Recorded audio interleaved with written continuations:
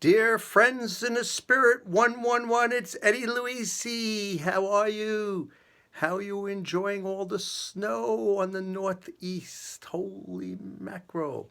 So, a couple things about the snow. Freelance art director, Good Morning America, her name is Brigitte. She said that she loves the snow. What? She's actually from Montreal and she loves winter, she loves snow, she loves ice skating. So she has a good attitude. Another dear friend in the spirit 111 from Good Morning America, Robert, who's an audio person, and he was on the show today. We were chatting about the snow because he lives in the Poconos, Pennsylvania, and they get a lot of snow there, and several feet actually. And he says he sees snow, and he talks so nicely. I think he's from London, but he has this accent, and he spoke about, I see the angels just sending the snow down to beautify and cleanse the earth and to nourish the earth. So how wonderful is that? Okay, so in the midst of all the craziness and power outages and trees down, all that, let's look at the snow in a beautiful way. So the other day at Good Morning America, we had Sir Richard Branson on the show with a couple other people, and they have a book out called We Economy. You can find meaning, make a living, and change the world. So I was actually stuck in the city with the snowstorm, so I was in a hotel room and I started reading this book. So I will keep you posted how you can find meaning, make a living, and change the world. How cool would that be? Friends in the Spirit 111. If we could all change the world, find meaning, and make a living, how cool would that be? So I'll keep you posted on that. If you have any advice or suggestions, send stuff to me. So now, I think I told you at the beginning of Lent, I wasn't really doing Lent, but I was doing some other things, abundant living, and I was reading a daily thing, The Orthodox Heretic. Everything's probably backwards in these videos, which is really interesting. I don't know why, and I work in TV, but I am going to read chapter 24. Let's see if we could put this down here. Okay, I'm going to close the shade. Okay, now you can see me. It's called The Father's Approval. There once was a young man called Caleb who was obsessed with gathering up possessions and gaining status. He was so driven by the desire to succeed that from an early age, he managed to become one of the most prominent and influential figures in the city. Yet he was not happy with his lot. He worked long hours, rarely saw his children, and often became irritable at the slightest problem. But more than this, he knew that his lifestyle met with his father's disapproval. His father had himself been a wealthy and influential man in his youth, but he had found such a life shallow and unsatisfactory. As a result, he turned away from it in an endeavor to embrace a life of simplicity, fellowship, and meditation. Caleb's father had taught him from an early age about the problems that come from seeking material and political influence, and he warned Caleb in the strongest possible way to embrace a life that delves deeply into the beauty of creation, the warmth of friendship, and the inspiration derived from... Whoa! Camera down! Hey, this is kind of like taped live, so that's cool. We're still going. Okay, I think we got a little dark. We're going to make ourselves a little brighter here. Sorry for that. So, Caleb, in the strongest possible way to embrace a life that delves deeply into the beauty of creation, the warmth of friendship, and the inspiration derived from deep and sustained reflection. Caleb's father was an aspiring man well loved by all, and Caleb could see that his father, while living in a modest way, was at peace with himself and the world in a manner that his friends and colleagues were not. Because of this, Caleb often looked with longing at his father's lifestyle and frequently detested the path that he had personally chosen. Yet, despite this, he was still driven to pursue wealth and power. It was true that his father was a happy and contented man, but he was also concerned about his son. And on any occasion when they spent time together, he would criticize Caleb for the life he had chosen. But one day, while Caleb's father was reflecting upon his son's life, a voice from heaven interrupted him, saying, Caleb is also my son, and I love him just the way he is. Caleb's father began to weep as he realized that all these years he had been hurting his son through his disapproval and criticism. So he immediately visited his son's house and offered a heartfelt apology, saying, Please never feel that you have to change what you do or who you are. I love you without limit and condition, just as you are. After that day, the father began to take an interest in his son's life again, asking questions about what he was doing and how his work was progressing.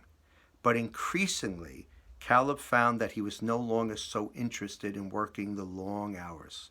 Soon he started to skip work in order to spend more time with his family and began to take less interest in what others thought about him.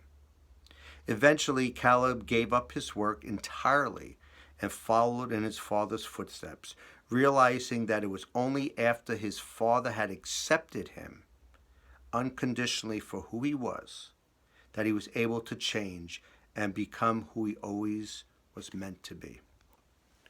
Wow, is that like pretty cool or what? The Orthodox Heretic by Peter Rollins is the book. And what an inspiring thing. And it's interesting talking about, working so hard and stuff. While I was in the hotels with Good Morning America in the snowstorm, I watched the documentary Decoding Deepak. And Deepak Chopra, a lot of you know of him. I met him several times, worked with him on GMA. Wonderful person.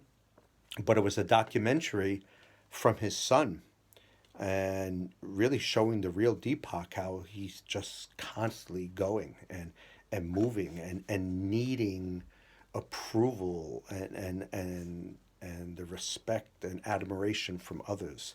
So it was very interesting to watch that from the son's point of view. So,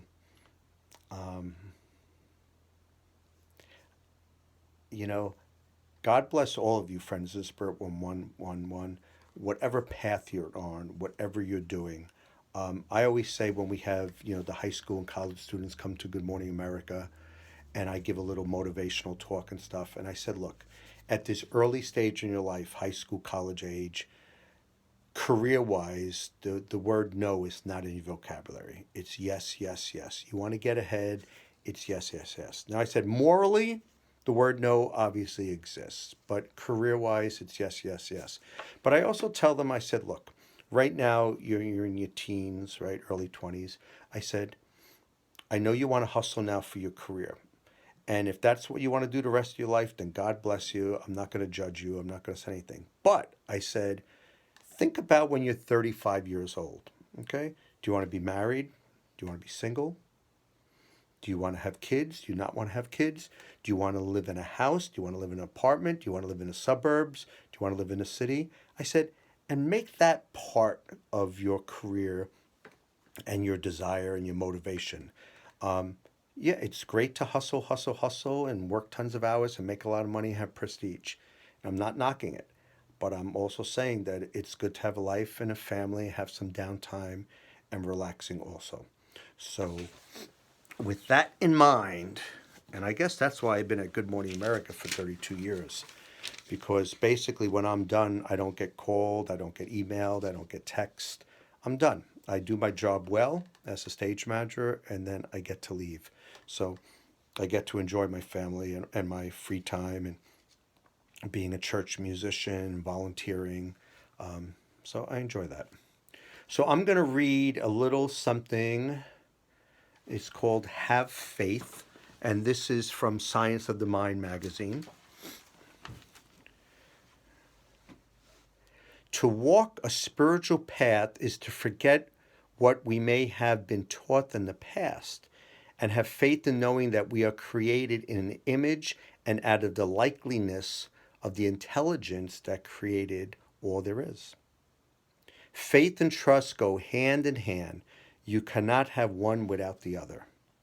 Trusting your life to the love intelligence that governs the universe is having faith in the life that is within you. Now, this is from the author. He said, when I was in ministerial school at Agape, I was required to take the class called the Aramaic Jesus. Great class. For one assignment, I was required to read one of the four Gospels and write a paper on what I read. I chose the book of Mark. Okay, this isn't me. I'm reading somebody's article. I was nearly done with the book when I realized that when it came to healing, Jesus kept referring to the persons of faith. The quote above is just one of the many examples found throughout all four Gospels. Your faith will change your life. Remember, you are surrounded by a creative intelligence that responds to your thoughts and words, especially when those thoughts and words are backed by faith. Have faith in yourself. Trust that you cannot fail. Have full faith in your abilities and trust that you are guided, directed, and supported every step of the way. It is done unto you as you believe.